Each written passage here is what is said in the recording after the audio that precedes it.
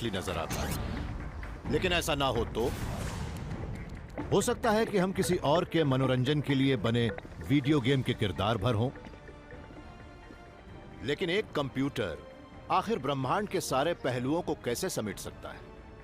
हो सकता है जो रैंडम नजर आता है वो पहले ही सच होने के लिए प्रोग्राम। क्या हम ब्रह्मांड के नियमों की कुछ छिपी खामियों का पता लगा लेंगे और उसके छिपे हुए कोड को ढूंढ लेंगे? क्या हम एक मैट्रिक्स में रह रहे हैं?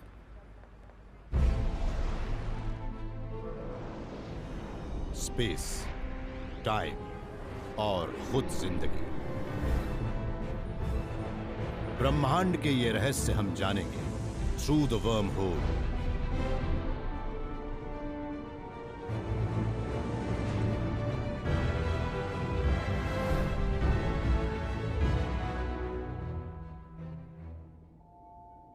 आप एक गुलाब लीजिए, उसकी गंध सूंघिए, इसकी पंखुड़ियों से आपकी आंखों को ताजगी मिलेगी। अपनी अंगुली पर उसकी कांटे की चुभन को महसूस कीजिए। ये सारे एहसास हमारे दिमाग में सच की तरह भरे हुए हैं। लेकिन अगर वो बनावटी हो तो? अगर हम किसी और के वीडियो गेम में खेलने वाले खिलाड़ी भर हो तो? कहीं ऐसा तो नहीं कि बिग बैंग वो पल था जब किसी ने एक स्विच दबाया और हमारा ब्रह्मांड हरकत में आ गया? फिल्म द मैट्रिक्स में फेक रियलिटी के पीछे का सच देखने का एक ही तरीका था। लाल गोली ले लीजिए। क्या आप इसके लिए तैयार हैं?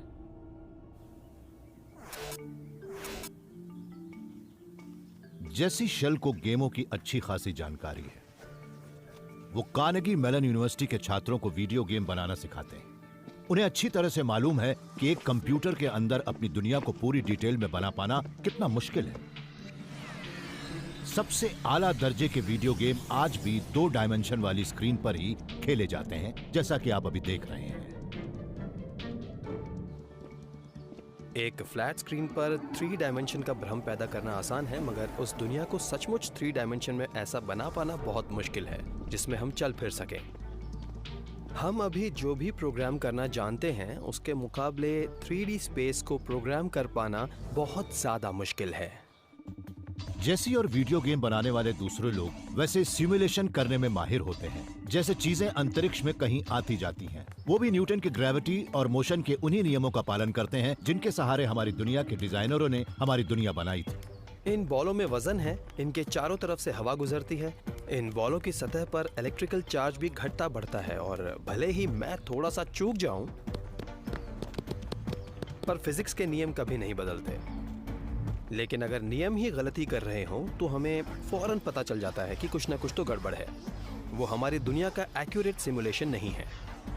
एक विश्वास करने लायक चीजों के रूप और उनकी चाल की परफेक्ट प्रोग्रामिंग करने भर से कुछ नहीं होने वाला। उस प्रोग्राम के अंदर दूसरी सेंसर्स भी होनी चाहिए, सुनने, सूंघने, स्वाद लेने और महसूस करने की। साथ ही दूसरी बारीक खूबियां भी जरूरी हैं। अगर इनमें से कोई भी चीज थोड़ी अटपटी हो तो हम फौरन समझ जाते हैं कि कुछ ना कुछ तो गड़बड़ जरूर है। हम स्वाद को कैसे कंप्यूटराइज कर सकते हैं, या फिर अपने पैरों के नीचे मुलायम घास कैसे प्रोग्राम कर पाएंगे? हम जिस हवा में सांस लेते हैं उसमें भी गैसें, पानी के अणु, धूल के कण और पॉलन भरे होते हैं। Carnegie Mellon entertainment technology centre में जैसे ही इन सिमुलेशन को ज्यादा से ज्यादा इमर्सिव बनाना चाहते हैं। वो जिसे केव कहते हैं, उसके अंदर एक मूविंग प्लेटफॉर्म हमारे विजुअल एक्सपीरियंस को ज्यादा बेहतर बना देते हैं। मगर कई बार सिमुलेशन एक कंप्यूटर के लिए बहुत ज्यादा हो जाता है, जिससे हमें किसी वीडियो गेम की तरह ग्लिच मिलते हैं। ऐसे में हो सकता है कि अगर हम असली दुनिया का सिमुलेशन बना रहे हों तो उसमें भी ऐसा ही कुछ हो। जब किसी कंप्यूटर पर रेंडर करने के लिए बहुत ज्यादा विजुअल जमा हो जाते हैं और वो उन्हें संभाल नहीं पाता, तब हमें स्क्रीन टियरिंग नाम की एक खराबी नजर आती है। हमने अपनी दुनिया में कभी ये सब नहीं देखा, लेकिन जरूरी नहीं है कि हर ग्लिच उसके अंदर मौजूद लोगों को नजर ही आ जाए।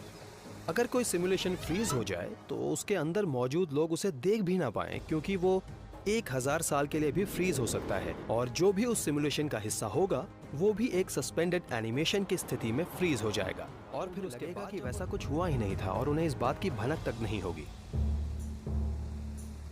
अगर किसी ने हमें अपने कंप्यूटर के अंदर बनाया होगा तो उन्होंने हमारी मानसिक खूबियों के लिए भी प्रोग्राम बनाए होंगे।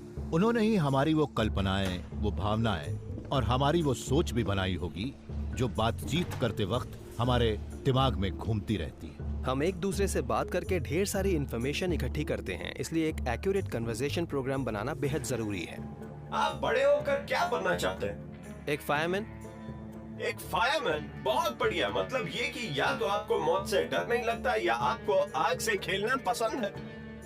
बातचीत करते वक्त हमें एक पल में किसी समस्या का पता लग जाता है। अब आप अंदाजा लगाइए कि 700 करोड़ लोगों को एक ही साथ एक दूसरे से बात करते वक्त सिमुलेट करना कितनी बड़ी चुनौती होगी। जैसी मानते हैं कि हमें बनाने वाले ने इस चुनौती से निपटने के लिए कुछ शॉर्टकट अपनाए होंगे और उन तरीकों का ही इस्तेमाल आज गेम प्रोग्रामर कर रहे हैं। हम इसके लिए कुछ लोगों को अहम किरदार बना सकते हैं और फिर उनके इर्द गिर्द करोड़ों मामूली किरदार खड़े कर सकते हैं, या फिर हम सिर्फ डिटेल्ड सिमुलेशन ही दिखाएं जिसमें हम एक खास वक्त को ही देख सकते हैं। अगर हम किसी एक ही जगह पर ध्यान दें और हमारा सारा फोकस बस वहीं हो तो उसके आसपास की बाकी सारी चीजें धुंधली हो जाती हैं। हो सकता है कि आप उस गेम के अकेले एक्टिव प्लेयर हों जिसे आप अपनी जिंदगी कहते हैं। बाकी लोग सिर्फ तभी नजर आते हैं जब आप उनके ऊपर ध्यान देते हैं, मगर उस दौरान सिर्फ आपका प्रोग्राम ही लगातार चलता है, सोते वक्त भी। सपने भी एक तरह की सिमुलेटेड रियलिटी ही होते हैं। ऐसे में सपनों को प्रोग्राम करने के लिए हमें वर्चुअल रियलिटी के अंदर एक और वर्चुअल रियलिटी बनानी पड़ती है। अगर हमारी दुनिया भी एक बेहद कॉम्प्लेक्स कंप्यूटेशनल क्रिएशन हो तो हमें उससे उसे बनाने वालों के बारे में क्या पता लगता है? अगर उन्होंने भी इस पूरे ब्रह्मांड की रचना एक गेम के तौर पर ही की हो तो?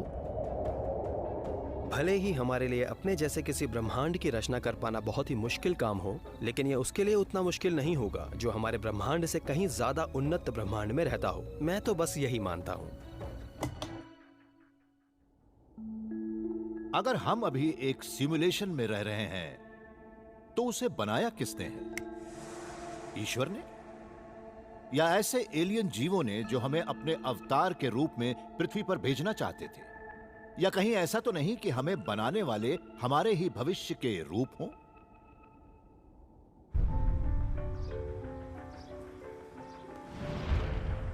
निक बॉस्ट्रम ऑक्सफोर्ड यूनिवर्सिटी में फिलॉसफी के प्रोफेसर हैं और उन्हें पूरा यकीन है कि हम अपने ही वंशजों के कंप्यूटरों के अंदर रह रहे हैं। ऑक्सफोर्ड की ये इमारतें काफ़ी पुरानी हैं। मेरे ख्याल से ये दीवार करीब 500 साल पुरानी होगी। आप ये देखिए कि हमने इस दौरान कितनी टेक्नोलॉजी डेवलप कर ली है। अगर हम आज से कुछ 100 साल बाद जाएं, तो शायद देखेंगे कि उनके पास ऐसी टेक्नोलॉजी है जो हमारे लिए उतनी ही चौंकाने वाली है जितनी कि ये दीवारें बनाने वाले हमारे पूर्वजों के लिए टेलीविजन था। निक मानते हैं कि आने वाली कुछ सदियों में हम टेक्नोलॉजी को अपनी बायोलॉजी से जोड़ देंगे। हम पोस्ट ह्यूमन बन जाएंगे, यानी इंसान और मशीन के हाइब्रिड, और हमारे पास गजब की कंप्यूटेशनल पावर होंगी। अगर हम ये कल्पना करें कि हम सभ्यताओं को खत्म होने से रोक सकते हैं और हम टेक्नोलॉजी का इस्तेमाल सिर्फ चीज़ों को बाहरी दुनिया में यहाँ से वहाँ ले जाने के लिए नहीं, बल्कि अपनी क्षमताओं को बेहतर बनाने के लिए भी करेंगे, अपनी बुद्धि को बढ़ाने में करेंगे, तो हम भी पोस्ट ह्यूमन वाली स्थिति में होंगे। पोस्ट ह्यूमन से मेरा मतलब है ऐसे सुपर इंटेलिजेंट इंसान या सभ्यता जिसने टेक्नोलॉजी का इस्तेमाल खुद को पूरी तरह से बदलने में किया हो। और तब एक पोस्ट ह्यूमन और एक आम इंसान के बीच वही फर्क होगा जो आज इंसान और चिंपैंजी के बीच है। मूर के नियम के मुताबिक कंप्यूटर प्रोसेसिंग पावर हर 2 साल में दुगनी होती जाएगी, और जब वो पावर बढ़ेगी तो वर्चुअल रियलिटी सिस्टमों का रियलिज्म भी बढ़ेगा। कुछ ही दशकों में रियलिटी के सिमुलेटेड वर्जन उनसे लाखों गुना बेहतर हो जाएंगे जो वो आज हैं। आज से सिर्फ 20 साल पहले किसी शहर का रियलिस्टिक सिमुलेशन नामुमकिन सा था, बिल्कुल मगर आप असली बना सकते हैं। और जब सारे पोस्ट ह्यूमन की प्रोसेसिंग पावर साथ होगी, तब हमें पूरी दुनिया और उसमें रहने वाले तमाम लोगों को भी रेंडर करने में कोई परेशानी नहीं होगी। हम ये तो अंदाज़ा लगा ही सकते हैं कि एक इंसान के दिमाग को सिमुलेट करने के लिए कितनी कंप्यूटिंग पावर चाहिए, और फिर हम ये भी अंदाज़ा लगा सकते हैं कि टेक्नोलॉजी के लिहाज से एक उन्नत सभ्यता के पास कितनी कंप्यूटिंग पावर हो सकती है। एक बहुत उन्नत सभ्यता के पास इतनी कंप्यूटेशनल पावर हो सकती है कि वो 700 करोड़ लोगों के साथ पूरी दुनिया का सिमुलेशन बहुत आसानी से कर सके। हमारी दुनिया का एक वर्चुअल रूप बनाना हो तो पोस्ट ह्यूमन के लिए उतना ही आसान होगा जितना कि हमारे लिए चुटकी बजा। मगर निक को ऐसा क्यों लगता है कि हमारे वंशज पहले ही ऐसा कर चुके हैं?